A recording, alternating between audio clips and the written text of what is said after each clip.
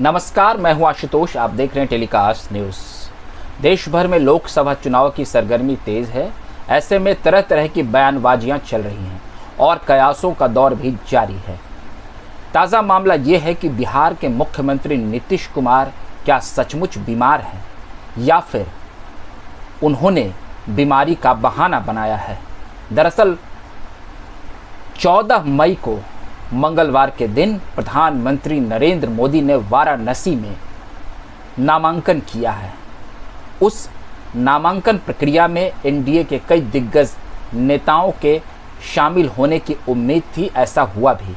भाजपा शासित राज्यों के कई मुख्यमंत्रियों को भी न्योता दिया गया था और जो एनडीए घटक दल के जो मुख्यमंत्री हैं उनको भी आमंत्रित किया गया था। जो रिपोर्ट्स अखबारों में छपी हैं उसके मुताबिक भाजपा शासित सभी राज्यों के मुख्यमंत्री मौजूद थे। हालांकि तस्वीरों में एनडीए के कुछ प्रमुख नेता ही टीवी चैनल्स पर दिख रहे थे, लेकिन अखबार रिपोर्ट्स के अनुसार तमाम जो भाजपा शासित राज्यों के मुख्यमंत्री और एनडीए शासित राज्यों के मुख्यमंत्री भी शरीक हुए थे।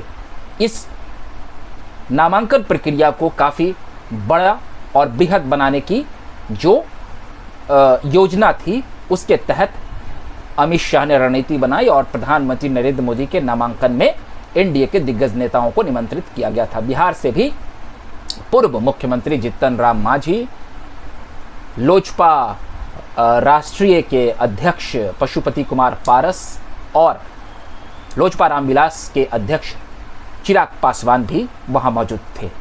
उपेंद्र कुशवाहा भी गए थे। तो वहीं अन्य प्रदेशों को भी कई प्रमुख नेता वहां उपस्थित दिखे। लेकिन सबसे बड़ी बात यह है कि क्या मुख्यमंत्री नीतीश कुमार सचमुच में बीमार थे या उनको फिर किसी तरह का कोई परेशानी हो रहा है। आपने देखा होगा पटना में 12 मई को जब प्रधानमंत्री नरेंद्र मोदी ने एक रोड शो किया था, लगभग 3 किलोमीटर लंबा रोड शो किया था, उस दौरान भी नीतीश कुमार काफ़ी असहज दिख रहे थे। और सबसे खास बात ये रही, दिलचस्प रही, जो आप तस्वीरों में देख सकते हैं कि उनके हाथों में एक कमल का निशान भी का चिन्ह भी दे दिया गया था। और उस दिन नीतीश कुमार की जो चेहरे की भंगिमाएं थीं या जो उनके चेहरे के भाव थे, उसको लेकर कई तरह के कयास उठने लगे हैं। कई रिपोर्ट्स सामने आए हैं कि नीतीश कुमार का जो चेहरा ऐसा बता रहा था मानो वो भाजपा को जिताना नहीं बल्कि उनको हराना चाह रहे हैं।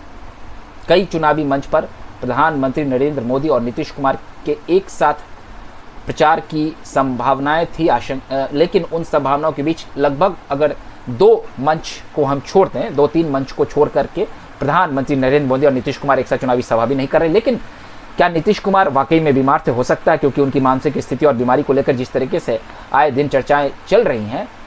लेकिन वहीं दूसरा पहलू ये भी हो सकता है कि क्या नीतीश कुमार फिर से असहज दिख रहे हैं। नीतीश कुमार जो हैं 2013 में उन्होंने प्रधानमंत्री नरेंद्र मोदी के नाम पर ही गठबंधन तोड़ दिया था, क्योंकि नरेंद्र मोदी को जब प्रधानमंत्री के उम्मीदवार के तौर पर उनके नाम को आगे लाया गया था तो सबसे ज़्यादा जो नाराज़गी नीतीश कुमार में ही थी। और भाजपा के कई नेताओं ने भी इसमें जो है नीतीश कुमार का साथ नहीं दिया था। उस वक्त जब सरकार गिरी थी तो उनमें भी नाराज़गी थी, क्योंकि नीतीश कुमार लगातार नरेंद्र मोदी के नाम को लेकर विरोध कर रहे थे।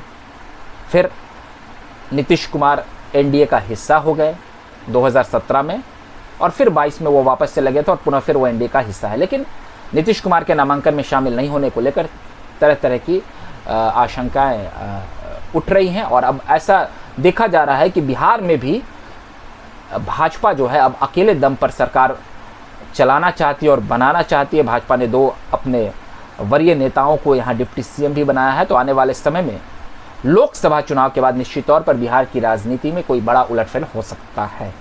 आपको हमारा ये वीडियो अच्छा लगा हो तो आप उसे लाइक कर दें, सब्सक्राइब कर दें। अगली बार हम फिर नए वीडियो के साथ हाजिर होंगे। तब तक के लिए आप हमें इजाज़त दे दीजिए। बहुत बहुत धन्यवाद।